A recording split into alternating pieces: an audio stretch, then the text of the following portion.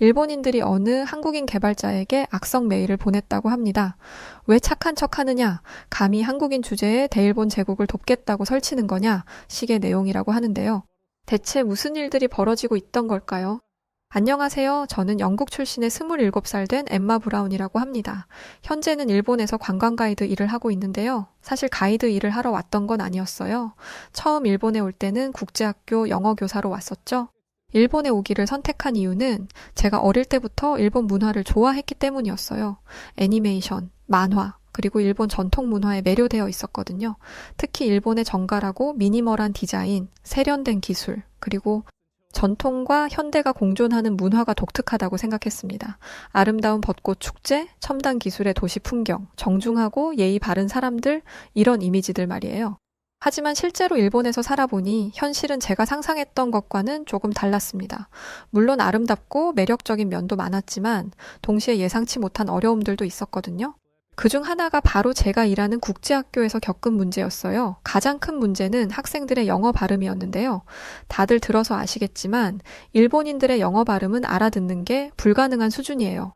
그런데 이건 일본어와 영어의 의문 체계 자체가 다르기 때문이라서 사람의 힘으로 어찌할 수 있는 게 아니에요.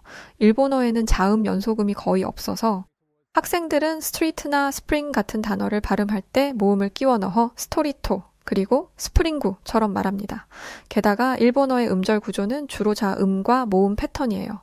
그래서 학생들은 빅을 비구로 발음하죠. 무엇보다 강세와 억양의 차이도 큰 문제였어요.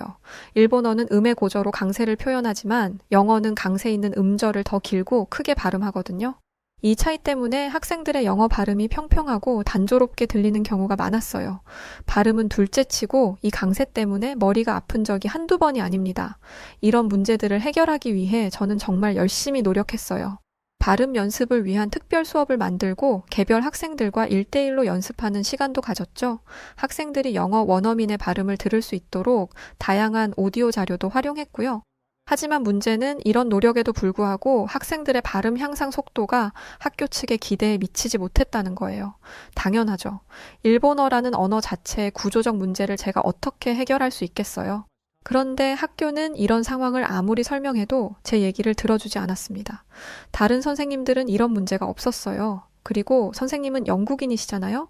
다른 일본인 선생님과는 달라야죠. 라고 말할 뿐이었죠. 그러니까 일본인이 해결하지 못하는 건 당연한 거고 제가 해결하지 못하는 건 제 문제라고 생각하는 것이었습니다. 그래도 한 줄기 빛과 같은 존재는 있었어요. 바로 한국에서 교환학생으로 온 현영이었습니다. 제가 담당하던 반 학생이 아니었어서 몰랐는데 한국에서 왔던 현영이는 영어가 굉장히 유창하더라고요. 저는 당연히 영어권 국가에서 태어났을 거라고 생각했습니다. 그런데 전혀 아니었어요. 외국이라고는 일본밖에 와본 적이 없더라고요. 영어 문장 구성도 훌륭했고 단어 선택도 굉장히 고급졌습니다. 책을 굉장히 많이 읽은 것 같더라고요. 일본 학생들의 어휘력은 영국으로 따졌을 때 초등학교 저학년 수준이었는데 현영이의 수준은 영국 대학생들과 견주어도 모자랄 것 없어 보였어요. 실제 나이는 고작 고등학교 1학년이었는데 말이죠. 저는 일본과 한국 학생들에게 이와 같은 차이가 생기는 이유가 궁금해졌습니다. 지리적으로도 가깝고 붙어 있는데 대체 왜 다른지 말이죠. 그래서 한국어에 대해서 알아보았는데요. 놀랍게도 한국어의 특징이 영어 발음 학습에 큰 도움이 된다는 사실을 알게 되었어요. 우선 한국어의 자음과 모음 체계가 영어와 꽤 유사하다고 합니다. 특히 한국어에는 영어의 F와 V 소리와 비슷한 발음이 있어서 한국인들이 이 소리들을 비교적 쉽게 배울 수 있다고 하더라고요. 또 일본어에 비해 강세와 억양의 변화가 뚜렷해서 한국인들이 영어의 자연스러운 리듬을 익히는데 유리하다는 장점도 있었습니다. 무엇보다 제가 감탄했던 건 한국의 교육 시스템과 사회적 분위기예요. 영어 능력을 중요하게 여기는 사회 분위기 속에서 한국 학생들은 어릴 때부터 정확한 발음의 중요성을 인식하고 꾸준히 노력한다고 하더라고요. 반면에 일본은 영어 교육의 필요성에 대해 잘 인지하지 못하고 있는 것 같습니다. 아직도 길거리에서 영어로 길을 물어보면 도망가는 일본인이 많아요. 글로벌 진출이라는 말은 상위 1%에게만 해당된다고 생각하다 보니 영어 교육은 이런 국제학교에서나 집중적으로 가르치고 있습니다.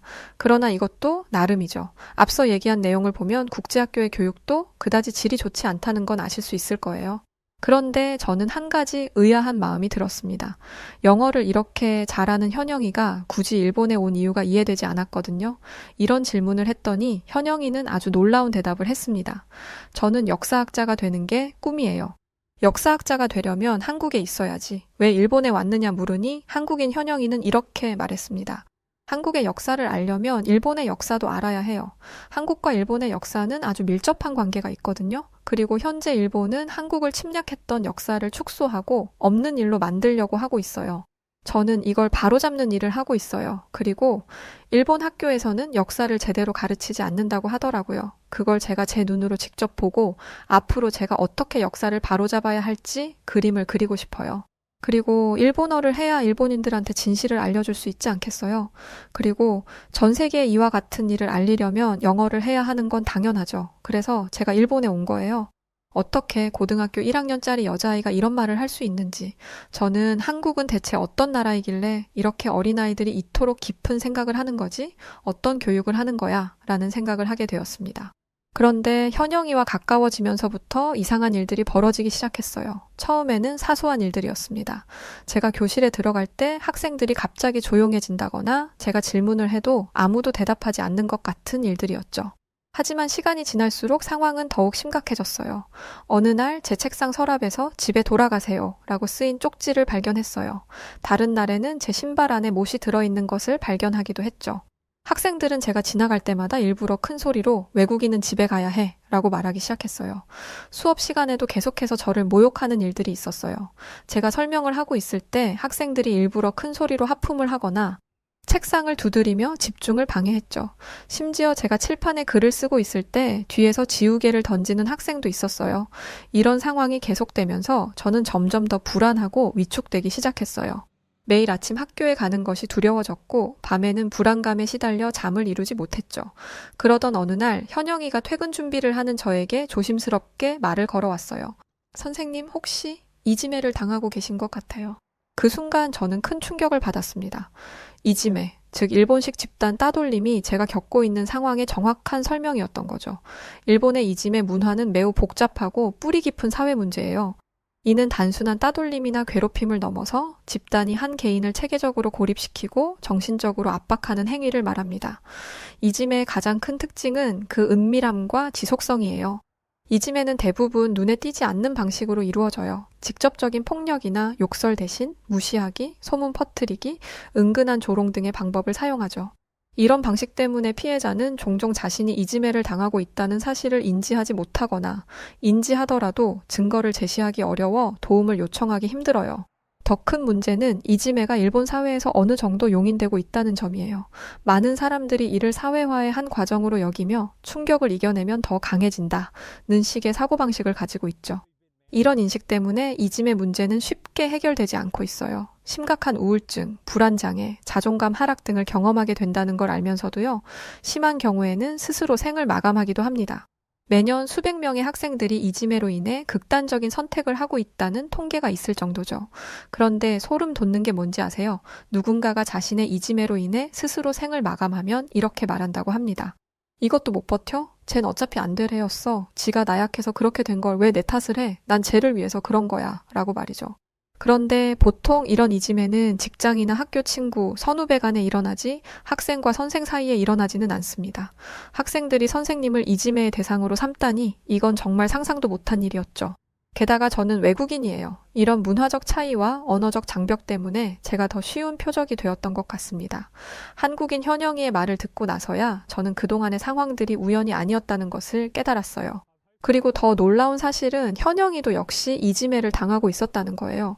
현영이는 저에게 자신의 이야기를 들려주었어요. 한국에서 온 유일한 교환 학생으로서 처음부터 다름을 가진 존재였죠. 처음에는 호기심의 대상이었지만 점차 질투와 배척의 대상이 되어갔다고 해요. 현영이가 겪은 이지매는 제가 겪은 것보다 더욱 교묘하고 잔인했어요.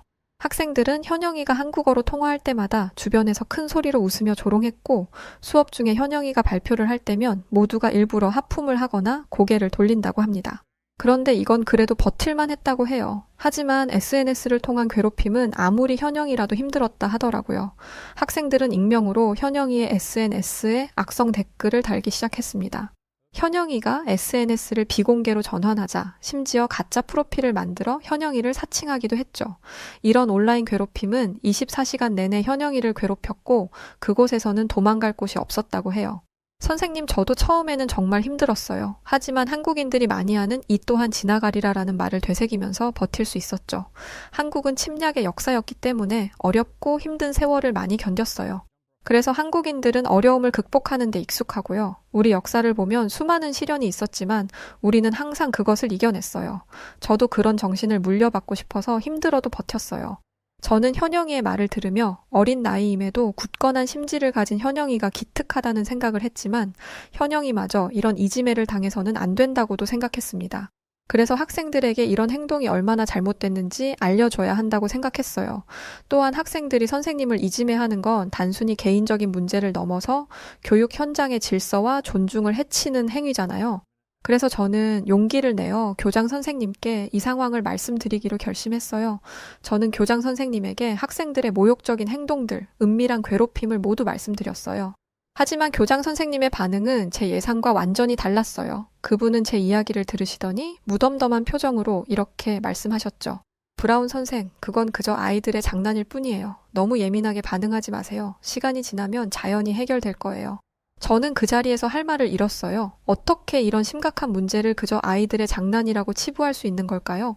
저는 큰 충격을 받고 이런 이지매를 그냥 방치해서는 안 된다고 강력하게 주장했습니다. 하지만 교장 선생님의 태도는 변하지 않았어요. 브라운 선생, 우리 학교에는 이지매 같은 건 없어요. 당신이 외국인이라 우리 문화를 잘 이해하지 못하는 것 같군요.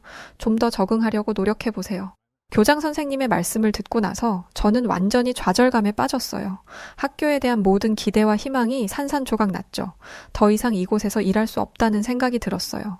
결국 저는 사직서를 제출하고 학교를 떠나기로 결심했습니다. 하지만 당장 일본을 떠날 순 없었어요. 제 집 계약이 아직 몇 달 남아 있었거든요. 그래서 남은 기간 동안 다른 일을 찾아보기로 했죠. 마침 외국인을 위한 여행 가이드 일자리를 구하게 되었어요. 영어와 일본어를 모두 할 수 있는 제게는 딱 맞는 일이었죠. 이게 바로 제가 여행 가이드를 하게 된 경위입니다. 그런데 여행 가이드로 일한 지 3개월 차가 되었을 때 일본에 온 이래로 가장 큰 위기 상황을 맞닥뜨리게 되었습니다. 어느 날 갑자기 뉴스 속보가 나왔어요. 그 내용은 바로 일본 난카이 대지진 가능성에 대한 것이었죠. 처음에는 설마 하는 마음이 컸어요. 하지만 시간이 지날수록 상황의 심각성을 깨닫게 되었죠. 예약 취소가 줄을 이었고 새로운 예약은 거의 들어오지 않았어요. 여행사는 비상대책 회의를 열었고 우리 가이드들은 당분간 일거리가 없을 거라는 얘기를 들었습니다.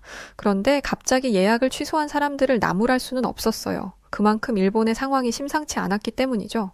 난카 아이트로프 지진은 일본 역사상 가장 큰 규모의 지진이 될 수 있다고 해요. 과거의 기록을 보면 이 지역에서는 100년에서 150년 주기로 대규모 지진이 발생했다고 합니다. 그리고 마지막 대지진이 1944년에 있었으니 이제 그 주기가 다시 돌아온 셈이죠. 저도 일본에 있는 동안 크고 작은 지진을 여러 번 경험했어요. 처음에는 정말 무서웠지만 시간이 지나면서 어느 정도 익숙해졌죠. 하지만 이번 난카이 트로프 지진에 대한 경고는 정말 심상치 않아 보였어요. 그러던 와중 어느 날 저는 또 한 번 한국이라는 나라에 대한 대단함에 놀라움을 금치 못하게 되는 일들을 겪게 됩니다. 역사를 배우기 위해 일본에 왔던 담대한 현영이를 만나며 크게 놀랐는데 말이죠. 제가 살고 있는 지역이 난카이 트로프 지진의 영향권에 들어간다는 사실에 더욱 불안한 생활을 이어갔어요. 밤에 잠을 자다가도 작은 흔들림에 깜짝깜짝 놀라 잠에서 깨곤 했습니다. 평소에는 별로 신경 쓰지 않던 비상용품도 꼼꼼히 챙기기 시작했어요. 이런 상황 속에서 저는 깊은 고민에 빠졌죠. 어차피 떠날 거, 지금 당장 떠날 건지 아니면 집 계약이 끝날 때까지 일본에 남아있을지에 대한 고민이었죠. 그런데 어느 날 일본 정부에서는 앞으로 별다른 관측이 없다면 지진주의보를 철회할 거란 이야기를 하더군요. 그 말에 안도하기는 했지만 혹시 몰라서 방제용품을 사기로 마음먹었습니다. 방제용품 코너는 거의 텅 비어 있었어요. 하지만 휴대용 정수기 하나가 남아있더라고요. 이거라도 있으면 도움이 되겠지라는 생각에 손을 뻗었는데 그 순간 다른 손이 제 손보다 빨리 그 정수기를 낚아챘습니다. 고개를 돌려보니 중년의 일본인 남성이었어요. 그의 장바구니를 보니 이미 여러 가지 방제용품들로 가득 차 있었죠. 순간 저렇게 많이 가지고 있으면서 이것마저도 가져가려고 한 거야? 라는 생각이 들면서 짜증이 확 났지만 애써 감정을 누르고 최대한 정중하게 말했습니다. 혹시 그 정수기 하나만 양보해 주실 수 있을까요? 제가 방제용품을 하나도 못 구했거든요. 하지만 그 남성의 대답은 차가웠어요. 미안합니다만, 저도 필요해서 산 겁니다. 다른 걸 찾아보세요. 저는 그의 반응에 당황했어요. 지금까지 제가 경험한 일본인들은 대부분 친절하고 배려심 깊었거든요. 하지만 이 위기 상황 앞에서는 그들도 결국 자신의 안전을 최우선으로 생각하는 것 같았어요. 죄송하지만 선생님은 이미 많은 물건을 가지고 계시잖아요. 저는 아무것도 없어요. 하나만 양보해 주시면 안 될까요? 제가 다시 한번 부탁했지만 그 남성은 고개를 저으며 발걸음을 옮겼습니다. 그의 뒷모습을 보며 저는 깊은 실망감을 느꼈어요. 학교에서의 경험과 마트에서의 경험을 통해 저는 일본 사회의 또 다른 면을 본 거예요. 평소에는 예의 바르고 배려심 깊은 사람들이지만 위기 상황에서는 철저히 개인주의적인 모습을 보인다는 것을요. 물론 이것이 일본인 전체를 대표하는 것은 아니겠지만 적어도 제가 본 광경은 그러했어요. 그런데 그때 갑자기 누군가가 제 어깨를 톡톡 쳤어요. 돌아보니 낯익은 얼굴이었는데 그건 바로 제가 마트에서 몇 번 마주쳤던 한 가족이었습니다. 그중 아버지로 보이는 남성이 제게 미소를 지으며 말을 걸었어요. 실례합니다. 아까 물건을 사려다가 못 사신 걸 봤어요. 혹시 방제 용품을 찾고 계신가요? 저희가 가진 것 하나를 드릴 수 있을 것 같아요. 저는 놀라서 그 남성을 바라봤어요. 그의 손에는 2개의 방제용품 세트가 들려 있었고 그의 뒤로는 3명의 아이들이 서 있었죠. 저는 감사한 마음과 동시에 미안한 마음이 들었어요. 정말 감사합니다. 하지만 가족분들이 많으신데 그쪽에서 쓰는 게 더 나을 것 같아요. 저는 혼자라서요. 그러자 그 남성분은 웃으며 대답했어요. 걱정 마세요. 저희는 이미 집에 가족 수대로 방제용품을 구비해 놨어요. 이건 여분으로 산 거라 남는 거예요. 이거 2개 다 가져가세요. 아예 2개를 다 주려고 하시더라고요. 왜인지 일본인은 아닌 것 같다는 생각에 조심스레 국적을 여쭤보니 한국인이시더라고요. 현영이 이후로 처음 만난 한국인이었기 때문에 반가운 마음이 들었습니다. 그렇게 대화를 이어나가려는데 누군가가 제 등 뒤에서 섬찟한 목소리로 저기요 라고 하더라고요. 돌아보니 아까 제게 양보하지 않았던 그 일본인 남성이었어요. 그는 불편한 표정으로 한국인 가족을 바라보고 있었죠. 죄송하지만 이렇게 하시는 건 좋지 않을 것 같아요. 그의 목소리는 조용했지만 날카로운 어조가 느껴졌어요. 우리나라는 자연재해가 많아서 각자 자신의 안전을 책임져야 하거든요. 남에게 의지하는 건 좋지 않은 습관이 될 수 있어요. 그리고 한국인 같은데 일본에서 이런 문화는 좋아 보이지 않으니 중단해주세요. 그의 말투는 겉으로는 공손해 보였지만 그 안에 담긴 의미는 분명 날카로웠어요. 그러니까 이 일본인은 제가 한국인 가족에게 도움을 받는 걸 민폐라고 표현하는 것이었어요. 갑자기 나타나서는 이게 무슨 무례인지 당혹스러우면서도 화가 났습니다. 그런데 화를 낸 건 제가 아니었어요. 그게 무슨 말씀이세요? 바로 한국인 남성이었죠. 서로 돕는 것이 어째서 나쁜 습관이 된다는 거죠. 위험한 시기일수록 더 단결해야 하는 것 아닌가요? 원래 인간이란 돕고 사는 존재예요. 일본인 남성은 잠시 말문이 막힌 듯 했지만 곧 다시 반문하듯 말을 이어갔어요. 한국인들은 이해 못하죠. 이게 우리 일본의 방식이니까요. 각자 자신의 안전은 스스로 챙기는 게 가장 확실하고 현명한 방법입니다. 모르면 가만 계세요. 그러자 한국인 남성은 굉장히 단호하게 대응하며 말을 했습니다. 그건 잘못된 방식이에요. 서로 돕는 것이 어떻게 위험으로 이어질 수 있나요? 오히려 함께 힘을 모으면 더 안전해질 수 있어요. 예전에 한국에서 교환학생으로 온 현영이에게 들었던 어려울 때 서로를 의지하며 위기를 극복해낸 한국인들이 생각난 건 왜일까요? 이 말을 들은 일본인 남성은 불편한 기색을 감추지 못했습니다. 당신, 우리 일본의 사정을 잘 모르시는 것 같네요. 여기서 살아본 적 있나요? 대일본의 경험에서 나온 지혜를 함부로 판단하지 마세요. 하지만 한국인 남성도 만만치 않았죠. 일본과 같은 자연재해만 없었을 뿐 우리나라는 나라 전체가 초토화된 적이 있을 정도로 크나큰 위기가 많았어요. 일본만 어려웠을 거란 생각은 안 하는 게 좋겠네요. 일본인 남성은 결국 참았던 화를 냈습니다. 당신들이 뭘 안다고 여기서 살아본 적 있어? 우린 목숨을 걸고 사는 사람들이야. 말로 이길 수 없다는 걸 알았는지 성질을 내더라고요. 이렇게 크게 소리 지르며 화를 내는 일본인은 처음 봤어요. 하지만 한국인 남성은 화를 낸다고 똑같이 화를 내지 않았습니다. 대신 이렇게 말했어요. 당신의 행동은 그저 자신의 이기심을 정당화하려는 것뿐이에요. 당신은 외면하고 지나쳤던 사람을 제가 도와주니까 괜히 나쁜 사람이 된 것 같은 마음에 화내는 거잖아요. 아닌가요? 일본인 남성은 전곡을 찔린 듯 말이 없어 보였습니다. 그는 얼굴을 붉히며 자리를 떠났고 주변에 모여있던 사람들도 하나둘 흩어졌죠. 저는 이런 모습을 보여준 한국인 가족들과 이야기를 나누고 싶다는 생각을 했습니다. 현영이도 그랬고 지금 나를 도와준 이 한국인 가족분들도 그렇고 뭔가 한국은 일본과 비슷한 외형을 가지고 있었지만 전혀 다른 다름을 보여주었기 때문이었어요. 저는 그 한국인 아빠와 연락처를 주고받았습니다. 그러다 아내분과도 만나게 되었고 알고 보니 저보다 3살이 많은 언니셨어요. 자주 통화하며 지내다 어느 날은 한국인 가족 댁으로 초대받기도 했습니다. 한국인들이 지내고 있던 집으로 들어서자 낯선 향신료의 향기가 코를 자극하더라고요. 식탁에는 이미 여러 가지 음식들이 차려져 있었어요. 색색의 반찬들과 김이 모락모락 나는 국, 그리고 하얀 밥까지. 모두 처음 보는 음식들이었지만 왠지 모르게 침이 고였죠. 저는 맛있게 먹으라는 말에 감사 인사를 하며 숟가락을 들었습니다. 처음 먹은 건 조금 두려웠는데 먹어보니 정말 맛있더라고요. 순두부찌개라는 음식이었는데 고소한 향기와 함께 입안 가득 퍼지는 깊은 맛에 저도 모르게 감탄사가 나올 정도였어요. 일본의 미소시루와 비슷하지만 훨씬 더 매콤하고 진하며 풍부한 맛이었죠.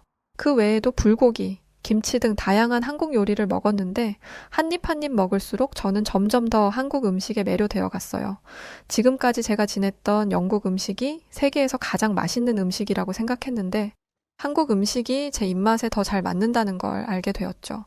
그렇게 풍성한 식사를 마치고 나서 소화에 좋다는 매실차도 마시게 되었습니다. 새콤한 게 딱이더라고요. 차 하면 빠질 수 없는 나라가 영국인데 이런 생소한 차를 마시게 된 것이 행운이라고 느껴질 정도였습니다. 잠깐의 담소를 나눈 뒤 한국인 아빠가 일본에서의 계획을 물으셨어요. 저는 지진 위험 때문에 일본에 계속 남아있는 게 옳은 선택인지 잘 모르겠다고 말했죠. 저뿐만 아니라 한국인 가족들도 같은 생각이었습니다. 일 때문에 다 같이 일본으로 온 건데 당장은 일본에서 한국으로 갈 수 없는 상황이라고 하더라고요. 가족들의 우려가 끊이질 않는다는 것도 같았고 말이죠. 그러다 우연히 일본의 지진 경보 앱에 대한 이야기가 나왔습니다. 사실 일본에서 제공하는 실시간 지진 정보 앱은 너무 많은 사람들이 동시 사용하다 보니 서버가 감당 못해서 제대로 작동을 안 합니다. 그래서 사실 저는 일본에 지내며 일본 정부에서 제공하는 실시간 지진 정보 앱을 사용하지 않았어요. 무료로 제공되는 앱을 사용했습니다. 그 앱도 실시간으로 정보를 업데이트했는데 훨씬 효과적이었거든요. 그 이야기를 한국인 가족의 아버지 분께 말씀드렸더니 한국인 아버지는 눈이 커다래지며 놀라시더라고요. 그 사이트를 아시는군요. 사실 그 사이트 저와 제 동료가 만들었어요. 라는 말을 했죠. 저는 당연히 그 앱을 일본인이 만든 건 줄 알았습니다. 그런데 아니더라고요. 일본에 온 한국인 개발자였고 퇴근 후에 틈틈이 사이트를 만들었던 거였습니다. 그것도 순전히 공익 목적으로요. 감탄이 절로 나오더라고요. 일본인도 아닌 한국인이 이런 중요한 일을 하고 있다니 정말 감동이었죠. 그런데 갑자기 한국인 아버지의 표정이 어두워졌습니다. 그 이유는 사이트를 한국인이 만들었다는 걸 안 몇몇 일본인들이 악성 메일을 보내기 시작했기 때문이었어요. 왜 착한 척하느냐? 한국인 주제에 일본을 돕겠다는 거냐? 이런 식의 내용이었다고 합니다. 저는 충격에 말을 잇지 못했어요. 순수하게 돕겠다는 마음으로 큰 일을 한 사람에게 할 말은 아니잖아요. 게다가 그 사이트를 만든 분이 사이트를 접어야겠다는 생각까지 하고 있다는 소식에 마음이 아팠습니다. 동시에 이럴수록 일본인들만 손해인데 대체 왜 이러는 건지 이해가 안 되더라고요. 그리고 다른 사람의 선의의 행동에 부정적으로 반응한 마트에서 봤던 일본인의 모습과 겹쳐 보였습니다. 특히 위기의 상황에 서로를 도와야 할 때에 말이죠. 하지만 한국인들은 이런 모습과 정반대의 행보를 보였습니다. 이 한국분이 일본에서 만든 지진 정보 사이트는 코로나 바이러스가 유행했을 당시 한국 학생들이 만든 코로나 확진자 현황 웹사이트를 참고한 것이었다고 해요. 한국 대학생들이 코로나19 확진자 현황을 실시간으로 보여주는 웹사이트를 만들었다는 건데 정부나 큰 기업이 할 일을 평범한 대학생이 만들었다는 것이 굉장히 놀라웠습니다. 게다가 무료 사이트였고 광고 같은 것도 게시하지 않았다고 했어요. 정말 순도 100% 공익 목적이었던 거죠. 게다가 그 사이트가 워낙 유명해져서 나중에는 방송국에서도 그 학생들을 초대해 인터뷰를 했다고 하더라고요. 전 국민이 그 학생들을 칭찬하고 고마워했다면서요. 여기까지만 봐도 일본과 한국이 얼마나 다른지를 알 수 있었습니다. 똑같은 일을 해도 누군가는 고마워하고 누군가는 저주를 하니까요. 이 이유에 대해 한국인 아버지는 이렇게 말을 하셨습니다. 아마 자존심 때문에 그러는 게 아닐까요? 한국인에게 도움을 받는다는 게 자존심 상해서요. 일본은 과거 식민 지배의 영향 때문인지 한국을 아래로 보는 경향이 없지 않아 있거든요. 정말 실망스럽더라고요. 일본은 예의를 중시하고 배려심이 깊은 나라라고 생각해 왔는데 여러 가지 사건을 겪으면서 제가 알던 게 전부는 아니라는 걸 몇 번이고 확인받는 기분이었습니다. 저는 한국에 대한 얘기도 궁금해졌습니다. 그래서 만약 외국인이 한국에서 지진 정보 사이트 같은 걸 만들면 어떻게 행동하냐고 물어봤어요. 아마도 더 감사해 했을 거예요. 우리나라 사람도 아닌데 이렇게 도와주다니 정말 고맙다고 했을 거예요. 실제로 코로나 때 외국인들이 한국을 돕겠다고 나섰을 때 정말 감동받았던 기억이 나요. 이 이야기를 들으면서 저는 두 나라의 문화적 차이에 대해 깊이 생각하게 되었어요. 같은 상황에서도 이렇게 다른 반응을 보일 수 있다니 정말 놀라웠죠. 저는 문득 제 앞으로의 계획에 대해 다시 생각해 보게 되었어요. 원래는 일본을 떠나면 바로 영국으로 갈 생각이었거든요. 하지만 이제는 생각이 바뀌었어요. 한국으로 가보고 싶다는 강한 욕구가 생겼죠. 그래서 만약 지진 경보가 해지되지 않는다면 바로 일본을 떠나 한국으로 가겠다 결심했습니다. 사연을 적는 지금은 아직 철회되지 않았는데 곧 결과가 나온다고 하네요. 아마 이 영상이 올라갈 때쯤이면 일본에서 남은 시간을 보낼지 아니면 한국에 갈지 정한 상태일 거예요. 실망스러운 상황에서도 따뜻하고 배려심 깊은 모습을 보여준 사람도 있었어요. 바로 한국인 가족이었죠. 저는 이 사람들의 문화는 어떠한지 직접 눈으로 보고 경험해 볼 생각입니다. 벌써부터 한국에 갈 생각에 가슴이 두근거리는 밤입니다. 네, 오늘 사연은 여기까지입니다. 그 일본 상황이 심상치 않다는 건 뉴스를 통해서 본 적이 있는데 아무쪼록 일본에 계신 한국 교민분들이 늘 안전하시길 응원합니다. 사연의 한국인 가족분들도 안전하시길 바랍니다. 그럼 오늘 사연 어떻게 들으셨나요? 사연이 좋으셨다면 구독과 좋아요 부탁드리고 지금까지 사연을 전달해드린 여우튜브 송은지였습니다. 더 좋은 영상으로 찾아뵐 것을 약속드리고 끝까지 영상 시청해주신 모든 분들 고맙습니다. 그리고 우리 구독자분들 감사합니다. 늘 사랑합니다. 당신만의 유튜브